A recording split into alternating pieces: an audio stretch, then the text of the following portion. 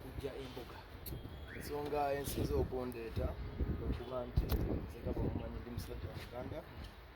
mba nina okugenda nenkyalira ku bakadde bange oba gye nandiise ewaka nga sinagenda mu lutabaalo. So olutabaalo lwengenda mwena mu lumanyi lwayita Love Fest, ku press conference bakama bange aba Buganda bampeereza bakiise ne bajja ne bambeererawoko bawubira ku bantu kugamba nenzija leero mbakyalireko nga sinagenda mu lutabaalo bongere okunnyambako okuyita abantu abali mu Buganda mu mikwano gya Buganda n'ebule n'ebweya n'emitaala w'amayanja okulaba nti bajja okujjumbira ekivulu kyange kya Love Fest ekibuzayo kati wiiki emu. Wetuuse munda gususse mufunamu akafubo akatakkiriziddwa mu bannamawulire, enteeseganya zibadde kuki nga gwe omusiimi wa Ssaabasajja? Enteeseganya zibadde za kumiitinga ne Katikkiro no minisita w'abavubuka Henry Ssekabembe, omukulu oyo tumumiitinze ne banjozaayozawo olw'okozesa ekitone kyange era ne boogera okwongerayo omukwano gwange. Tulina ebigambo bye twegeezaamu awo nga bankakasiza ddala nti bagenda kubaawo era entebe zenbategekedde zigenda kuba nkalu. Bagenda kumpeereza abagenyi ab'enjawulo kulaba nga omukolo gwange gutambula bulungi. Bibadde bingi ne banyumiza ennyimba ezisinga okubanyumira ne tunyumizaamu ng'abantu kuba ffenna nga tetunnayambala bitiibwa tuli bantu. So ne twegeeyaamu awo ne kirabika nga buwagizi bwabwe mbulina era nnyongera okubeebaza Ssaabasajja Kabaka wa Buganda awangaala. Ng'oyita mu bikolwa byo ne mu kitone kyo ogenda kutumbula otya n'okunywa otya ekifaananyi kya Ssaabasajja n'Obuganda awamu? Nze kyensinga okukola nsi kyensinga okumanyirako okuyimba era nsobola okubasuubiza nti sigenda kulekeraawo kuyimba kubanga teri muntu yansasula ssente kutandika kuyimba ate teri asobola kunsasula kulekeraawo. Kino nkyagala kuva mu mutima gwange era nga ndi mweteefuteefu okusigala nga mpuuba bendera ya Buganda ne Uganda nga nkozesa ekitone kyange eky'okuyimba yaman nga neetaba mu ze bayita oba empaka nga Women Music Competition nga ngezaako okulaba nga ekitiibwa ekyo kidda eri bakadde bange Uganda ne Uganda ne bakama bange bonna yaman n'abawagizi bange ne Mukama Katonda eyampa ekitone kino era ndi mweteefuteefu okusigala nga nkikozesa. Wakati nga weeteekerateekera ekivulu kyo ekibulako ennaku ntono nnyo, Nnam House w'orekodingira waagwawo kye bayita skando wakati wo n'omuyimbi atandika Alien Skill. For starters, wakyuka oluvannyuma lw'okuba nti nno wakomawo embeera teyali bulungi naye along the way wakyuka neeyisaayo ne mu nkwata y'ebintu naye akabasa kaavudde ku kyokulaba nti banyiga trigger ne tuddayo eyo gye twava. Yasize kyinza okugambako eyize ensonga nnyingi sijja bwe ntandika okusonga mwene ensonga oba endala bingi byabaddewo awo incident unfortunately ebiri recorded ebirina buli incident yabaddewo naye bwe nnadda ku kusonga kino oba okusonga kiri nja kuba si musajja mwenkanya kubanga bagamba bwe bakwatira mu kituli yabeera omubbi. So kyenja okubagamba nti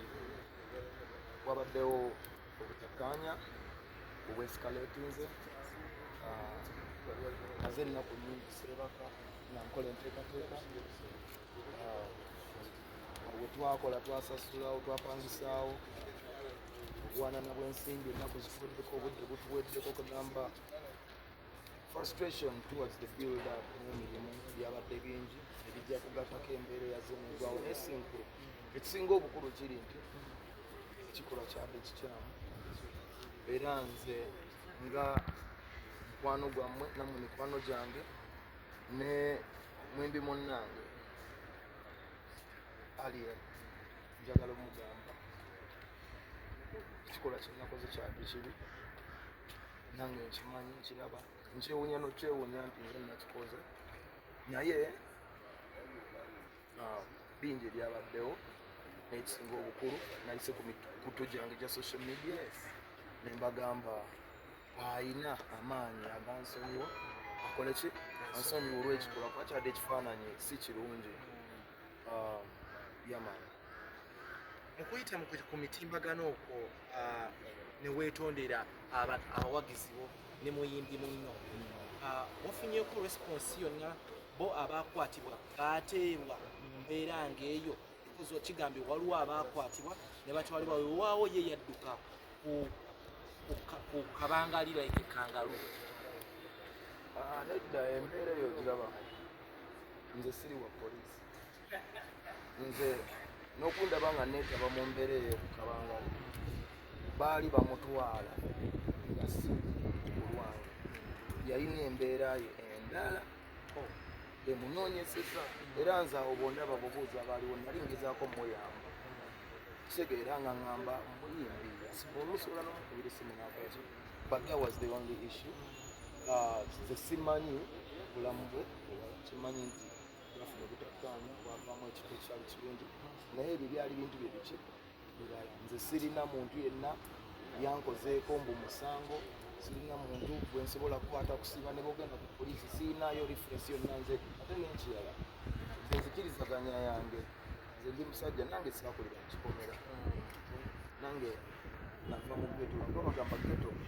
teriiko kikomera naye si kirango kya gitolokamu kubanga ogivaamu eba minds akati just era ekyabaddewo nti nange ninga eyalaze nti nkyalina mindset ate nga mbadde nsubira okuba nga nze nafuna mindset eyinza okuba nga netoloka mu kikomera ekyo kakati mu mbeera eyo nze nzikiriza yange ngaabamanyi nze sinze muntu agende nnyo kuwaabawaaba mu polisi kyembirivinga nti ebyo byebimu kubisembayo naye abantu ng'abantu wabaawo entegeragana esobola okukola ki okutuusibwawo kankubulire n'example geto eyo giraba erina committees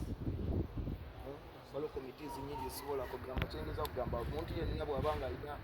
ensasage gye yakoze ebyo bibye naani ne poliisi si byange naye naye nze ebyange naye si byange kuba sijja kudda mu nsonga nti naye yakoze kino naye nakola kino nange nekoledda mba siri munkanya mba siri musajja kimala kubanga nze ndi ku kyennakoze kubanga kyennakoze nze nakikoze era kyennakoze si kirungi era nkyetonda ku lw'abangi ku lwa indasitule ku lulwe ku lwa mikwano gyange kyeyakoze oba ani omulala ekyo kyani kike era bwe bakutte abo bonna bawayiriza abagambo simanya yakutte simanya nze siri wa poliisi ate sirina muntu yenna gwe ninaku musango ate sirina so ebyo biyaabwe biki birala wazira kyekyo ekituufu wazira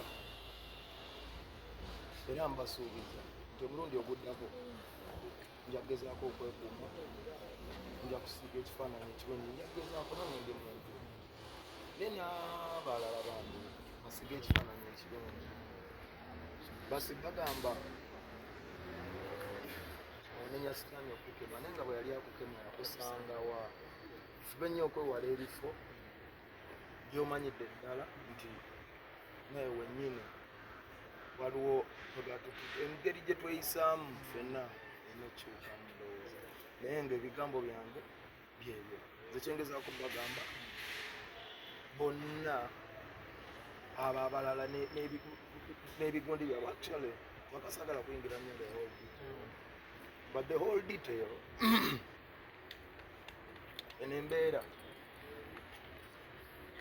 lwakuba nti abantu abatwetoloola bano olyajjayo essimu amasimu gajja guno zino naye nembeera yabadde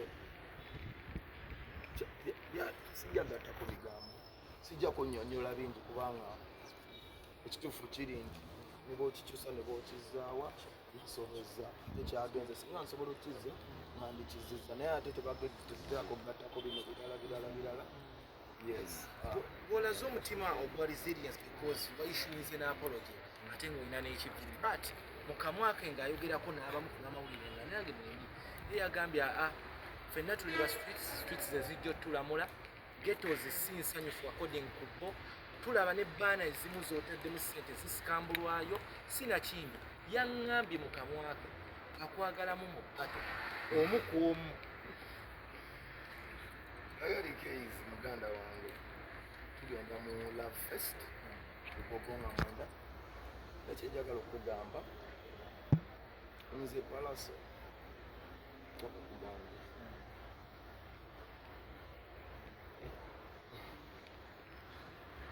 nze nganze sirina buzibu naye sirina ng'omuntu naye mu Uganda omuzannyo gw'ebikonde mweguli bwabanga awulira kyayoya wadde mbogenda n'afuna license ebintu ebiri professional n'ebirala ate n'ekirala ze nasalawo okukolaba ze neerekereza kyonna kyenjagala nenkola bwagizi